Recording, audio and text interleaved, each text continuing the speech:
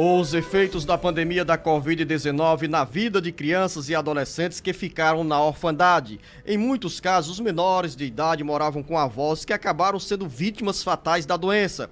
Agora, o Ministério Público Estadual trabalha para os municípios desenvolverem programas voltados à identificação, localização e análise de direitos fundamentais básicos, segurança alimentar e saúde mental dessas crianças e adolescentes. Sobre esse assunto, a gente conversa hoje no Jornal Alerta Geral com a promotora de Justiça da Comarca de Fortaleza, Antônia Lima.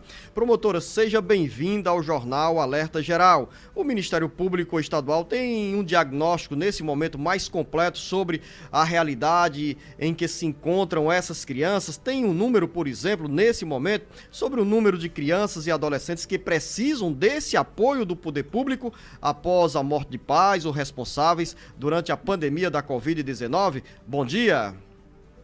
Bom dia, parabéns pelo programa. Nós estamos em processo. O que isso significa? Significa dizer que o Ministério Público está provocando os órgãos públicos, tanto do Estado como do município de Fortaleza, que é a área de atuação da promotoria, a capital, para que faça esse levantamento. Então, para isso, nós provocamos os cartórios para que nos encaminhasse a relação dos óbitos, dos registros de óbitos realizados desde o início da pandemia, e aí estamos disponibilizando esses dados para o Estado para que ele faça o batimento com o CAD único. Uma das formas de localização, mas também o Estado, através da Proteção Social, ele está fazendo um batimento com os dados oriundos da SESA, da Secretaria de Saúde, né, que informa o quantitativo de pessoas falecidas em todo o estado. Então, esse processo de localização, de localização e de identificação desse nicho, né, de crianças e adolescentes órfãos, ele está em processo. Paralelamente a isso, já está chegando demandas aos conselhos tutelares da capital.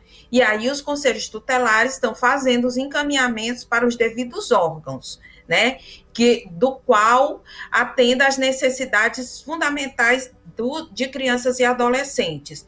O papel do Ministério Público, então, é fazer essa provocação, é fomentar para que tanto o Estado como o município cumpra o seu papel de promoção de direitos, né? E também na área da proteção.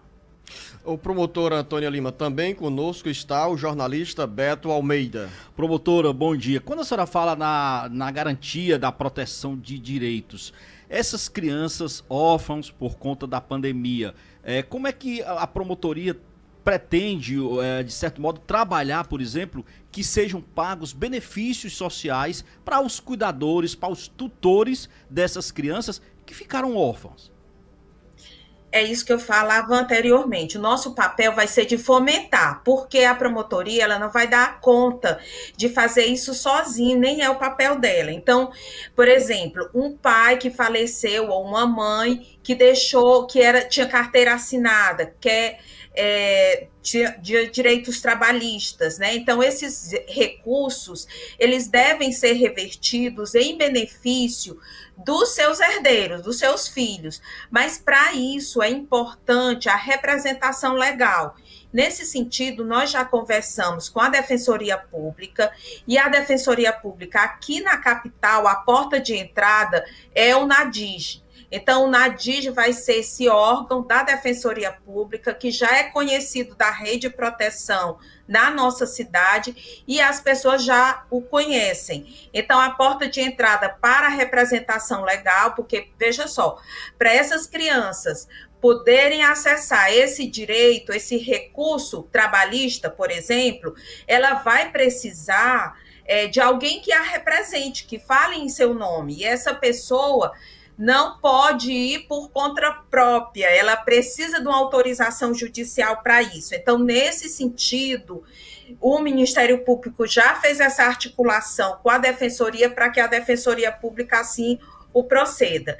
Em relação a um pai que contribuía para para a Previdência era um autônomo, então ele também tem o direito ao benefício por morte, né? Junto à Previdência Social. Aí já não é mais a Defensoria Pública do Estado, se tiver algum engar, assim, alguma dificuldade, aí vai ser a Defensoria Pública da União.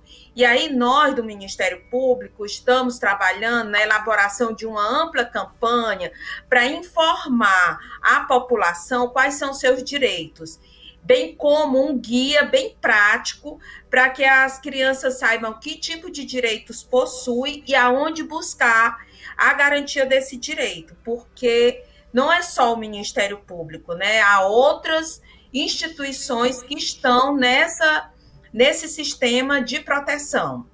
Promotora Antônia Lima, a senhora é da comarca de Fortaleza, naturalmente fala sobre números da capital, mas essas informações são bem importantes para o nosso público ouvinte do interior do Ceará. Neste momento, estamos com 22 emissoras de rádio retransmitindo o Jornal Alerta Geral, que é gerado pela FM Expresso Grande Fortaleza, a 104.3, com essa abertura de um espaço de extrema relevância para essa prestação de contas do Ministério Público Estadual.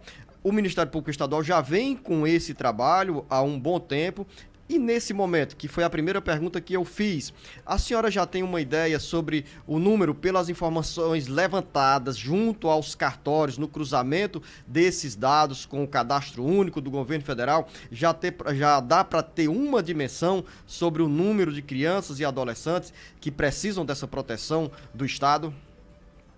Não, nós não temos.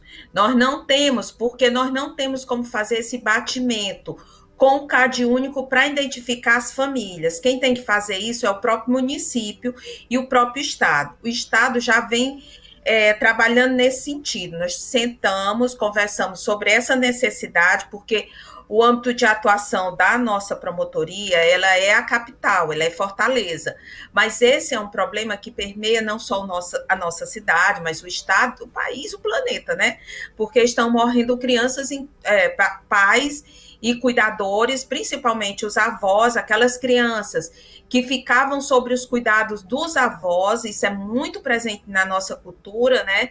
E os pais se destinavam ao trabalho, e aí, como uma forma de proteção familiar, essa criança sempre fica com os avós, os parentes mais próximos, até uma tia.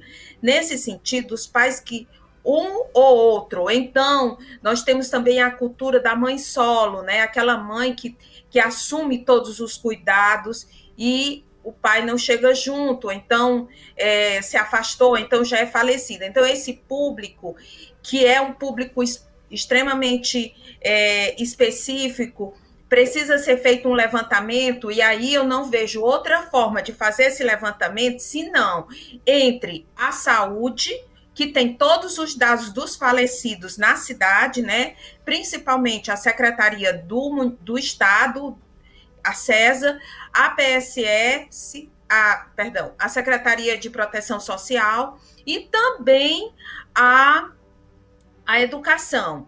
E aí, a educação, porque o município aqui em Fortaleza já voltou às aulas presenciais. Então, já sentamos com o município de Fortaleza, na Secretaria de Educação, para fazer essa identificação. Porque se identificar uma criança, né, e fazer o acolhimento dela, como já está sendo feito, vai dar para identificar o seu núcleo familiar. E aí verificar a existência de mais outras crianças. Então, é um trabalho de formiguinha que envolve não só o órgão do Ministério Público, mas esses setores, saúde, educação, assistência e os cartórios, né? Porque os cartórios também têm o registro do óbito dessa população. Promotora Antônia Lima, é um trabalho de formiguinha, mas alguém precisava começar esse trabalho. E aqui louve-se a iniciativa do Ministério Público Estadual com essa iniciativa de extrema relevância, de extrema importância para todos nós. Eu quero deixar para a senhora aqui o espaço aberto para as nossas emissoras de rádio que retransmitem o Jornal Alerta Geral, fortalecer essa campanha realizada pelo Ministério Público Estadual e voltada a esclarecer a população sobre os direitos das crianças e dos adolescentes. Eu quero agradecer a sua presença aqui no Jornal Alerta Geral, desejar à senhora, promotora de justiça, Antônia Lima, o nosso bom dia e o nosso muito obrigado. Eu também agradeço e só lembrando que a quem está nos ouvindo, que conheça que uma criança perdeu seus pais ou perdeu um deles, ou perdeu seu cuidador, que era a única cuidadora, que era a avó, ou tia, procure o promotor da sua cidade, procure o conselho tutelar. É muito importante. A porta de entrada será sempre o conselho tutelar, porque ele vai aplicar as medidas de proteção.